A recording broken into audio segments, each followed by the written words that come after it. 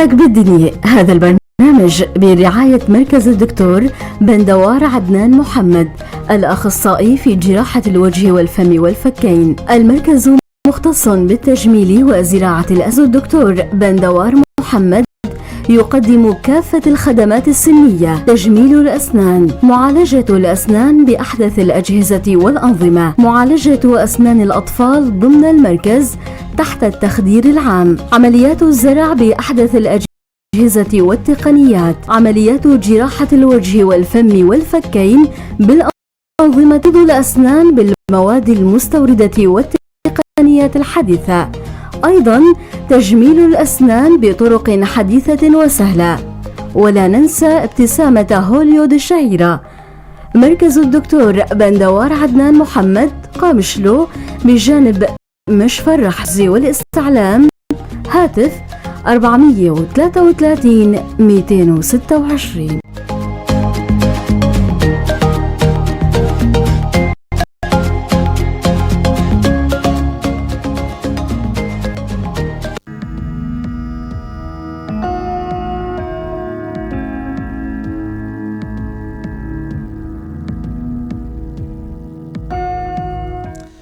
مساء الخير لكل اللي عم يسمعونا عبر التردد 103.5 ويلي عم يشاهدونا عبر صفحتي الإذاعة راديو بوير وبوير عربي. أهلا وسهلا فيكم بحلقة جديدة من برنامج صحتك بالدنيا. رح كون أنا معكم عماد خلف من وراء الميكروفون، وضيفتي بالاستديو الدكتورة زويا خالد داود، اختصاصية بأمراض النساء وجراحتها. اسمحوا لي رحب بضيفتنا لحتى نبدأ لقائنا. مساء الخير دكتورة. مساء الخير، أهلا وسهلا. مستمعينا إذا حابين تنضموا لنا تأغنوا لقائنا، فيكم تتصلوا عبر الرقم الأرضي 429 101 أو عبر البث المباشر بكومنت، أكيد رح نجاوب على أسئلتكم، أو عبر الواتساب 093 82 80 81 4. شكر لزملائي شيرين وهيف اللي قاعدين وراء الشاشة وراء الكنترول والبث المباشر، هن بخدمتكم. طبعا رح نبدأ لقائنا لليوم، وهيك اليوم موضوعنا يعني جدا مهم، وموضوع ما حدا تناوله قبل هالمرة، للي فينا نسميه إنه رعاية المرأة الحامل قبل الولادة. يا ترى شو هو، شو المطلوب، شو يعني كتير من المحاور رح نناقشها نحن والدكتورة زويا داود. مرة ثانية أهلا وسهلا فيكي دكتورة. كبداية لمدخل حلقتنا، يا ترى شو بنعني دكتورة برعاية الحامل ما قبل الولادة، وشو الهدف منها؟ هلا رعاية الحامل قبل الولادة هي مجموعة من الفحوصات السريرية والمخبرية والمراقبة الجنين خلال فترة الحمل. الهدف منها أنه نوصل بالنهاية لولادة آمنة، سواء بالنسبة للأم والجنين بأقل الاختلاطات الممكنة، يعني بأقل مثل ما نقول نحن بأقل إمكانياتنا لأنه يواجهون أمراض أو أي شيء، سواء أثناء الحمل أو بعد الولادة. أكيد تعريف حلو كتير ومختصر ومفيد. دكتورة، إنه إيمت إنه من الواجب إنه الزيارة الأولى للطبيب يعني بالنسبة للمرأة؟ هلا بالنسبة للحامل الزيارة الأولى لازم تكون يعني مثل ما بيقولوا، يعني أول ما هي تعرف حالها أن هي حامل، يعني طبعا هي أول علامة بتعرف فيها المرأة أن هي حامل هي انقطاع الدورة الطمسية. تمام. يعني أو تأخر الدورة الطمسية. نعم. فبس تحس حالها أنه هي في حمل لازم يكون في زيارة للطبيب بالبداية أول شيء حتى نحن نتأكد أنه في حمل. تمام. يعني حتى نتأكد أنه في حمل طبيعي داخل الرحم. نشوف نحن كيس الحمل، وممكن مثلا ننتظر أسبوع تاني مثلا حتى نشوف نحن مضغة جنين نبض إلى آخره. أكيد. دكتورة، ممكن عفوا على المقاطعة، ممكن هلأ يكون في انقطاع طمس وما في حمل؟ طبعا أكيد ممكن يكون في لهالشي هذا يعني لازم المرأة تزور الطبيب تماما. ممكن يكون في عنده اضطراب طمس، ممكن يكون عنده هي مداخل كثيرة، أسباب كثيرة. دكتورة، شو بيتم خلال هالزيارة بالنسبة لكم كأطباء نسائية؟ هلا الزيارة لازم تكون يعني واسعة، من قصة سريرية مفصلة للمريضة، نسأل عن عمرها، عن عدد الولادات السابقة، عدد الحمول السابقة، مثلا كيفية الولادة السابقة كيف كانت. كانت ولادة طبيعية أو قيصرية يعني. طبعا إذا وجدت إذا كانت قيصرية القيصرية ليش كانت قيصرية مثلا، شو استطباب القيصرية السابقة، نسألها أنه خلال الحمول السابقة إذا كان في عندها أي إشكالات مثل ضغط حملي أو انسمام حملي، سكري حملي، قصص عائلية. تماما مرضى. قصص عائلية. نسأل عن أمراض مزمنة موجودة عندها، عن الأدوية اللي بتاخذها هي مثلا بشكل مستمر هي ما فيها تقطع. كمان بنسأل عن تاريخ آخر دورة طمسية، طبعا لأنه هو هذا تاريخ آخر دورة طمسية حيث لأنه هو التاريخ الأكثر أهمية بالحمل. تماماً. لأنه هو اللي بيحدد لنا عمر الحمل بالضبط. بدقة، وبيحدد لنا موعد الولادة لاحقا كمان بدقة، لأنه قياسات الإيكو ممكن تختلف حسب يعني حسب أطوار حسب فترة الحمل. دائما نحن نقول الإيكو زائد ناقص يومين، 3 زائد ناقص أسبوع، زائد ناقص أسبوعين هيك. فآخر دورة طمسية هو يعني اللي بيعطينا دائما العمر الدقيق للحمل. تماما. دكتورة، من جملة الأسئلة اللي بتسألوها للمرضى مثلا سوابق الجراحية ممكن أنه تكون السيدة يعني خروس فينا نسميها، وهي عندها عمليات جراحية قبل ما تتزوج، عمليات ممكن تكون على حساب كيس مبيض أو زائدة أو عمليات أخرى، يعني كمان هاي تندرج تحت الأسئلة اللي بتسألوها. لازم تنسأل كمان هاي الأسئلة، إنه شو العمليات اللي عملتها من قبل. ممكن تكون هلا إذا كانت هي عاملة مثلا استئصال ورم ليفي على الرحم، فخلص يعني هون حكم ما بنصير نحن ننحصر بولادة مثلا قيصرية. يعني أكيد لازم تكون الأسئلة شاملة لكل شيء، كل شيء صار مع تسألها من أكيد. أول لحظة بحياتها لحد الحمل. كمان دائما نحن بنوجه عبر برنامجنا النصائح وطبعا توعية، هو برنامجنا هو تثقيفي وتوعوي. دائما المريض ما يخبي على الطبيب أي معلومة من كان، ممكن طرف خيط، ممكن سؤال، ممكن جواب، ممكن كلمة يكون له دور بكشف كثير، ساعد الطبيب بتشخيص يعني أخذ احتياط لشيء ما يعني تماما، أو التنبؤ إنه ممكن يصير مع مثلا الشيء الفلاني مع هي المريضة. كمان في شغلة تانية بحب أضيفها، يعني كمان في فحوص مخبرية لازم تنعمل ببداية الحمل، خصوصا إذا كانت المريضة ما بتعرف مثلا شو هي الزمرة، مثلا شو زمرة الدم، إذا كانت يعني إيجابية أو سلبية، يعني عامل الريزوس، خضاب الدم، ضروري هدول نعمله كمان بأول الحمل. فحوصات بسيطة يعني تمام. فحص البول مشان نشوف إذا في بروتين، في سكر بالبول، في بيلة جرثومية كمان لازم تتعالج، التهاب الكبد، هدول الشغلات الأساسية لازم، هدول لكل الحوامل، هدول المسحيات نحن بنقول. العامل الأسترالي مثلا بتعملوه هو العامل الأسترالي نفسه تماما. وفي فحوص تانية نحن بنعملها بقى شريحة معينة. أي ما رح ندخل فيه أكيد. هي إذا عمقنا بصراحة إذا عمقنا بالموضوع، الموضوع شوية يعني صحيح نحن بنستهين فيه إنه والله هو زيارة يعني عادية اعتيادية لجميع السيدات المتزوجات، ولكن إذا عمقنا بكل بند لحاله ناخذ وقت كثير طويل. أكيد رح يكون بس بحث.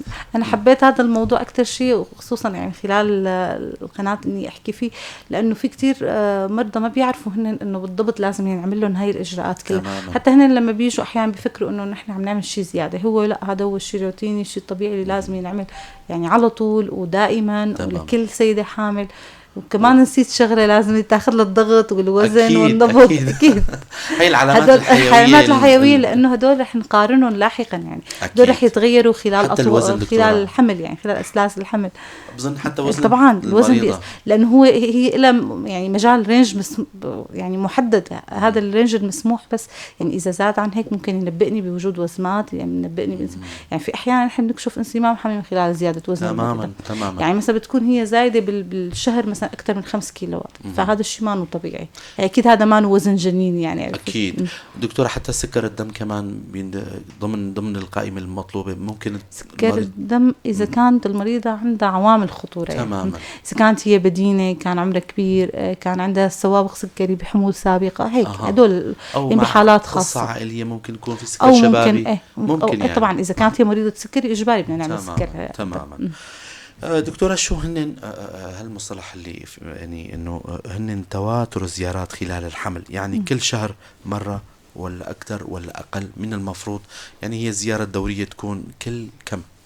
هلا منظمة الصحة العالمية حددت إنه لازم يكون في 8 زيارات خلال الحمل على الأقل، يعني 8 زيارات معدل كل شهر تقريبا. هلا نحن عموما نقول للمرضى بس نشوف نحن إنه سير الحمل طبيعي، في نبض يعني في مضغة وفي نبض، فخلص بتصير الزيارات شهرية. نعم. كل شهر، بس بالشهر الثامن ممكن تصير كل أسبوعين مرة، بالتاسع مثلا كل أسبوع، لأنه يعني نحن ممكن نقيم هون وضع الولادة، يعني وضع الجنين وإمتى ممكن تكون الولادة. فيعني بالشهر الثامن والتاسع لهم خصوصيتهم هدول. تماما. تكون مكثفة يعني. تكون مكثفة الزيارات أكثر. طبعا هذا الشيء اللي عم نحكيه لحمل عم يصير بشكل طبيعي. إذا صار أي اختلاط، إذا كانت المريضة عندها أي شيء من الأمراض، يعني ممكن تكون معدل زيارات أكثر من هيك. تماما. دكتورة، شو هن الزيارات الأكثر أهمية؟ شو بيصير فيهم فحوصات؟ يعني هلا حكيتي صراحة كان موسع، ولكن هيك حابين نطرق لهالمحور هذا كمان. هلا في نحن عندنا زيارة بالشهر الثالث بالأسبوع بين 11 وال 13، لأنه نحن الأطباء النسائية بنحب الأسابيع كثير. تعتبر على أسابيع 36 أسبوع وكذا وإيه يعني. فكتير على فكرة هي معاناة مع المريض. الدكتورة يعني فهمينا بالنهاية نحن أي شهر. دايما هاي المريضة تكون اي والله بالشهر الثالث بين الاسبوع ال11 لل 13 في قياس صدوي كتير مهم، نحن بنسميه الشفوفيه القفويه. هذا يعني نحن الحالات اللي كان فيها زياده بالشفوفيه القفويه طلع في عندهم متلازمات، معرضين اكثر انه يكون عندهم اضطراب بالصبغيات مثل داون ومتلازمات معينه. فهذا القياس كتير دقيق. طبعا هو مسحي، لازم ينعمل لكل الحوامل. هذا الاختبار يعني مسحي. بالاضافه لهيك كمان يعني اكيد كل زياره ممكن نفس الشيء، العلامات الحيويه للمريضه، وضع الجنين اجمالا، النمو، كل هدول القصص لازم كمان تاخذ بعين الاعتبار. دكتورة، هي اول وحده. قبل ما ننتقل للزياره الثانيه خلينا نرجع للاولى. دكتورة، متلازمه الداون لو نشرحها للمستمعين يعني نبسطها شوي. انه يعني خوفا من انه تكون في حاله متلازمه داون بين قوسين، يعني طفل منغولي، والمصطلح القبلي اللي ذكرتيه ممكن كمان نوضحه للمستمعين دكتورة. القفوية، الشفوفية القفوية شو هي؟ هي مسافة نحن بنسميها خلف النقرة، يعني خلف الراس. نشوف نحن في عنا يعني في عنا قياس بس بناخده بهذا يعني هو قياس معين ناخده. هو بالحالات الطبيعية لازم يكون أقل من 1 ملي. إذا كان أكثر من هيك فهون نحن بنعتبر إنه في زيادة بهي المسافة. يعني هو طبعا يعود نتيجة كمان ما في كتير أشرح فيه، إنه هو يعني يعود إنه ببعض المتلازمات بيكون في زيادة بالعود اللمفاوي، فبتتوسع هي المنطقة عنده. تماما. يعني بيكون في زيادة فيها. يعني ما بتقصدي فيه إنه وجود مثلا قيلة سحائية؟ لا هذا كمان مختلف عن أيضا بحث آخر. هذا بحث آخر كمان. بس هو مثلا قبل كانوا يقولوا إنه هذا الإجراء بينعمل بس يعني للمريضات العاليات الخطورة، مثلا اللي عندهم سوابق تشوهات أو اللي عندهم اللي بيكون عمرهم كبير. بس هلا حاليا عم ينعمل مسحي يعني لكل المرضى. بصراحة بنعمله لأنه هو إجراء ما غازي وسهل، وبنفس يعني بنفس الإيكو اللي عم تعمله فورا بتعمل له، يعني بتطمن المريضة أكثر. تمام.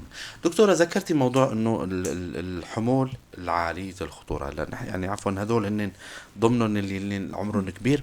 خلينا نحكي عن هالموضوع هذا، إنه اللي عندهم العامل الخطورة عالي أكثر، يا ترى شو هن بحاجة لزيارات مكثفة، لإجراءات، لفحوصات معينة، يعني لمعاينة خاصة مثلا؟ هلا هدول أكيد يعني مثل ما ذكرنا هن عاليات الخطورة بحاجة لاهتمام إضافي. هلا العوامل اللي بترفع للخطورة ممكن تكون عوامل خارج إرادة المريضة، مثل عمر المريضة. يعني مثلا وحدة حامل عمرها أقل من 15 سنة، يعني هي عالية خطورة. مثلا وحدة حامل عمرها أكثر من 40 سنة كمان هي عالية خطورة. ممكن تدني مستوى يعني الاقتصادي والاجتماعي عند المريضة. مثلا المريضة عندها عوز مثلا غذائي أو هيك قصص. وممكن تكون شغلات لا يعني ما لها علاقة، عفوا لها علاقة ضمن يعني مثل ما نقول نحن أمراض يعني مرافقة للحمل، مثلا مريضة سكري حملي، مريضة ضغط حملي، مريضة حمل متعدد مثلا توأمي أو هيك. كمان هدول مثلا يعني ممكن يتعرضوا لمشاكل اختلاطات أكثر خلال الحمل. ممكن تكون مريضة تعرضت سابقا انسمام حملي تماما، لمشاكل بحمول سابقة، مثلا وفيات أجنة، إسقاطات متكررة، انسمام حملي مثلا. يعني هدول القصص كمان نحن بيخلونا نحن نركز أكتر على المريضة، نكثف الزيارات، نكثف يعني ممكن نحتاج له فحوصات أكتر بهي الحالة. هدول اللي بتحطوهم بعين الاعتبار تماماً. دائما أكيد. دكتورة، النصائح للحوامل بخصوص الرياضة، السفر، العمل، المعالجات السنية، النظام الغذائي، التدخين، شرب الكحول والكافيين، هدول هيك يعني صحيح كترناهم، بس يا ريت يعني نصائح هدول. هلا الرياضة ما في مانع أبدا من الرياضة، طبعا بشرط تكون الرياضة ما في يعني ما بتسبب رد للمريضة، يعني مو تقفز وهدول الشغلات، يعني تكون رياضة وما تكون مجهدة كتير، يعني ضمن قدرتها هي فيها تحدد قدرتها. بالعكس الرياضة كتير منيحة، خصوصا يعني رياضة المشي أنا بحسها يعني أنسب رياضة، أو السباحة كمان رياضة منيحة للحوامل. العمل كمان ما في إشكال على العمل. أيوة. يعني إنه في إلا إذا كان تماما، إلا إذا كان العمل كتير مجهد، إذا كان مثلا في وقوف لساعات مثلا تماما هيك ممكن يكون صعب على العمل مثل ما ذكرت. وشافوا كمان إنه اللي ممكن تشتغل لساعات طويلة، أو اللي بيكون شغله مثلا في شوية يعني إجهاد، لاحقا طلع وزن الأجنة أقل من الحمولة العادية. تماما. بالنسبة للسفر، إذا كان الحمل ما في أي اختلاطات، يعني تصير الحمل طبيعي، فكمان ما في مانع من السفر إلا بالشهر الأخير، لأنه يعني ما بتعرف الوحدة ممكن أي لحظة ممكن يصير فيه ولادة، إلا اللي بيتقصدوا يهجروا لا يولدوا مكان ثاني. أكيد. شو كمان سألت؟ دكتورة، بالنسبة للمعالجات السنية، المعالجات السنية ما في أي مانع من المعالجة، بالعكس أصلا كتير ضروري تعالج هي السنية. طب والخوف؟ حتى يعني سواء كانت المعالجة بيدك يعني بتخدير أو بدون تخدير كمان ما في أي إشكال. النظام الغذائي المعين للي بيحطه الدكتورة أو هن اللي بيتبعوها من تلقاء نفسهم مثلا؟ هلا النظام الغذائي لازم يكون نظام متوازن، يعني شامل لكل المكونات الغذائية بشكل عام، من الألياف من بروتين. هلا وكل مريضة يعني حالة خاصة يعني بالنهاية. أكيد طبعا. يعني هلا أحيانا نحن مثلا بتجينا مريضة عندها أقياءات كتير وعندها غثيان، فأنا هاي المريضة مثلا اللي عندها غثيان بقول لها شو ما أكلتي منيح، يعني يعني بدنا نحافظ تماما بيكون منيح. بغير المريضة اللي بيكون مثلا عندها وضع طبيعي فيه تاكل أي شيء أو هيك، فلازم الواحد يكون في نظام غذائي متوازن. بالنسبة للمكملات الغذائية بدي أحكي فيهم شوي. هلأ حمض الفوليك هو كتير أساسي حتى قبل الحمل، يعني حتى خلال فترة التحضير. شو موجود هذا؟ إنه بتعطوه كحب ولا نحن بنعطيه كحب، يعني مكمل غذائي بنعطيه. هلا هو الجرعة الكافية منه 400 ل 800 ملغ. فنحن من حتى مثلا إذا مريضة جاي بدها تحضر للحمل بنبلش بنعطي. هو بيفيد بالوقاية من التشوهات العصبية عند الجنين. حلو.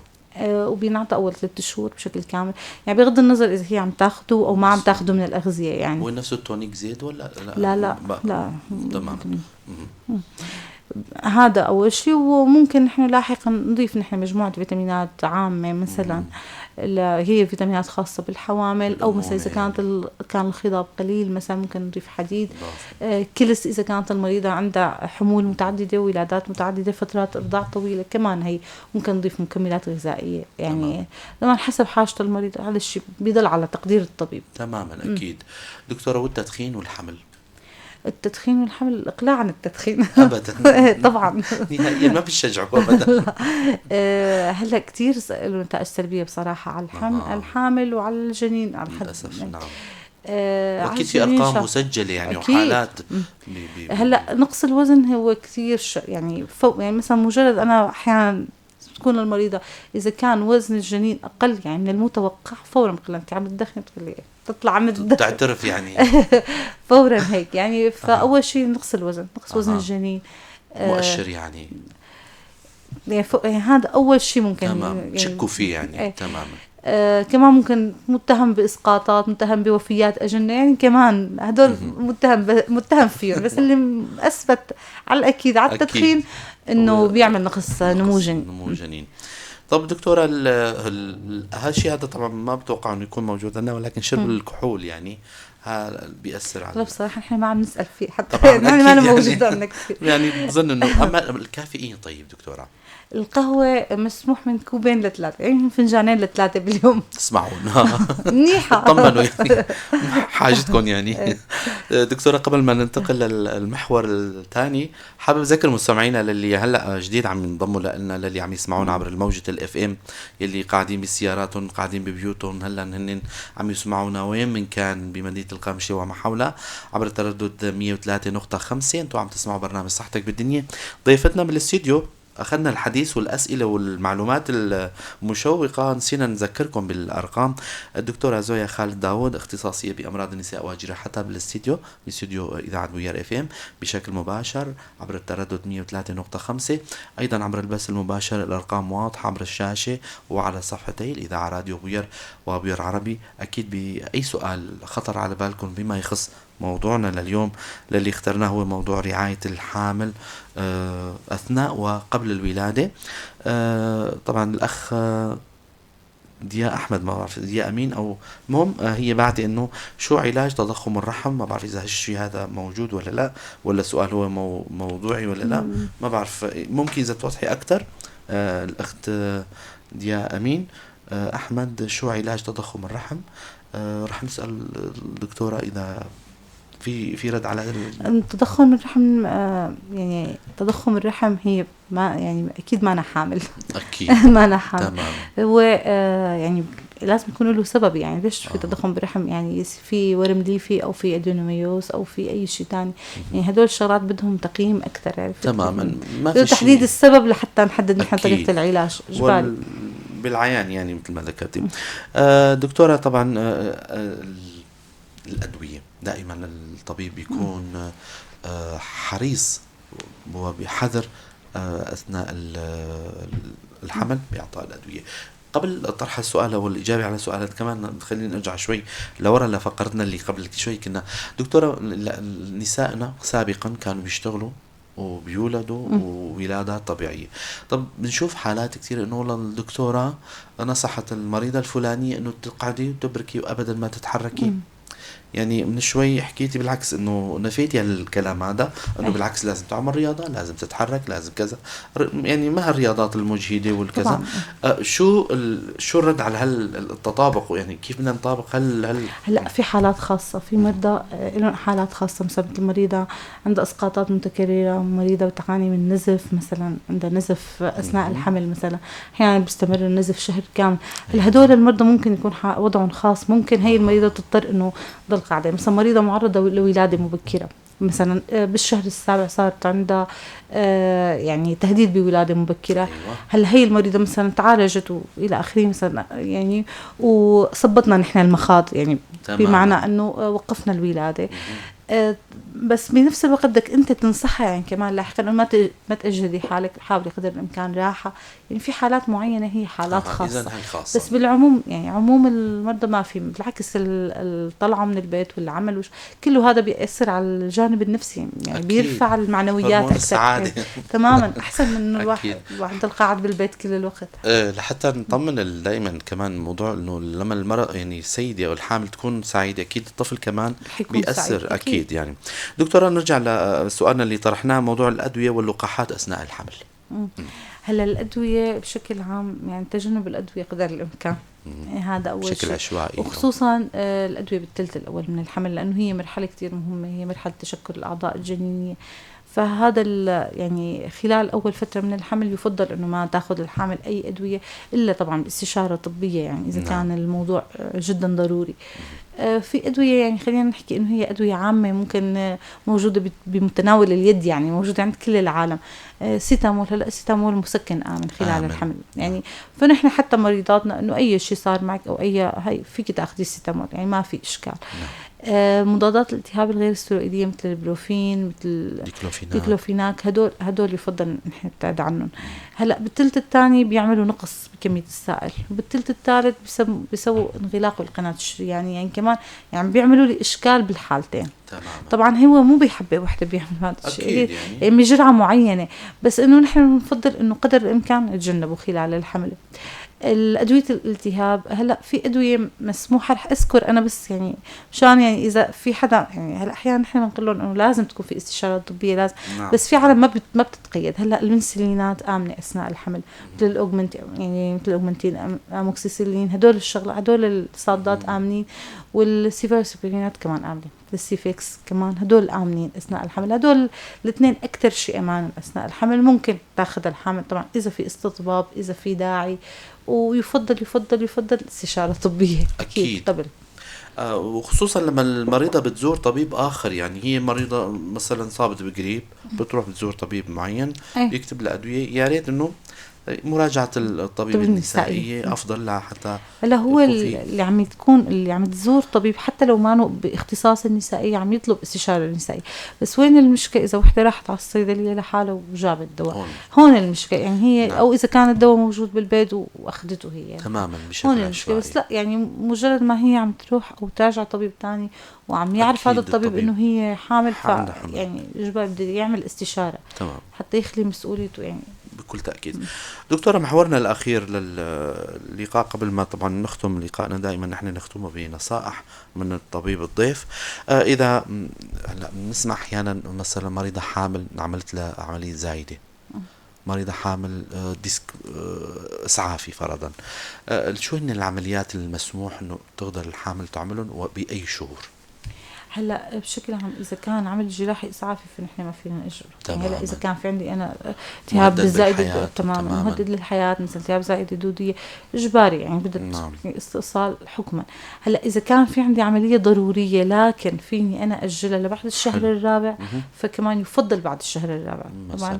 يعني خصوصا والعمليات الاكثر خطوره هي عمليات فتح البطن. يعني هلا اذا كانت عمليه على الثدي غير انه على البطن يعني لانه نحن هون ما نقربنا على الرحم وعلى جوف الرحم طبعا. بس يعني لما بيكون في شيء اسعافي فهون لابد منه يعني تماما. اكيد بوقتها بيكون في استشاره طلب استشاره تخدير وكذا بالمشاركه مع الطبيب النسائي. او فرضا اذا التهاب مراره محصاه مثلا فيها تاجلها تعالج لا بين ما تخلص الحمل اكيد يعني تماما.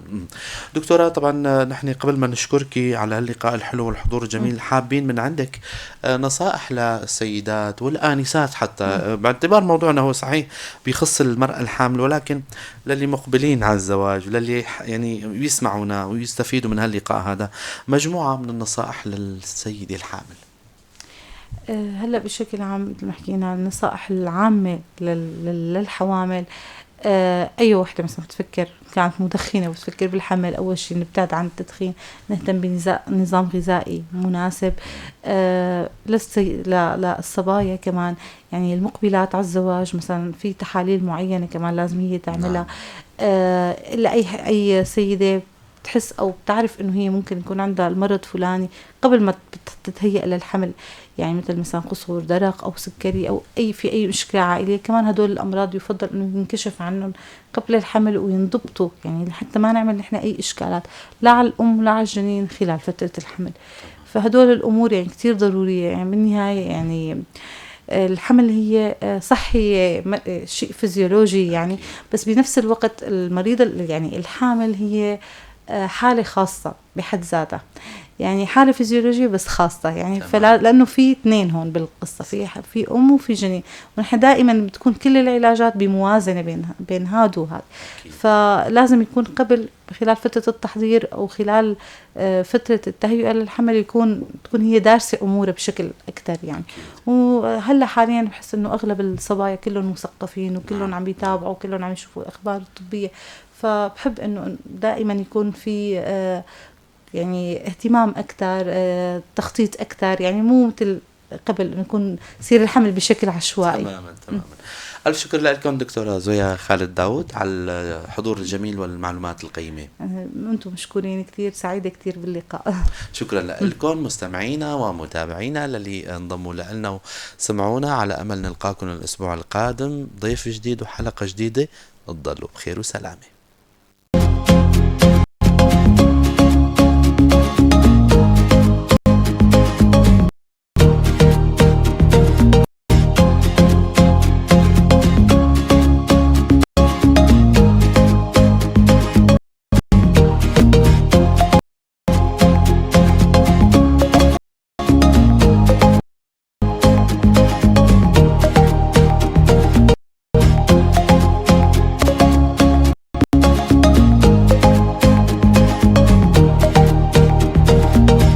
صحتك بالدنيا. هذا البرنامج برعاية مركز دوار عدنان محمد الأخصائي في جراحة الوجه والفم والفكين. المركز مختص بالتجميل وزراعة الأسنان. مركز الدكتور بندوار محمد يقدم كافة الخدمات السنية: تجميل الأسنان، معالجة الأسنان بأحدث الأجهزة والأنظمة، معالجة أسنان الأطفال ضمن المركز تحت التخدير العام، عمليات الزرع بأحدث الأجهزة والتقنيات، عمليات جراحة الوجه والفم والفكين بالأنظمة الحديثة، تبييض الأسنان بالمواد المستوردة والتقنيات، أيضا تجميل الأسنان بطرق حديثة وسهلة. ولا ننسى ابتسامة هوليود الشهيرة. مركز الدكتور بندوار عدنان محمد، قامشلو، بجانب مشفى الرحمة. للحجز والاستعفاف 433 226.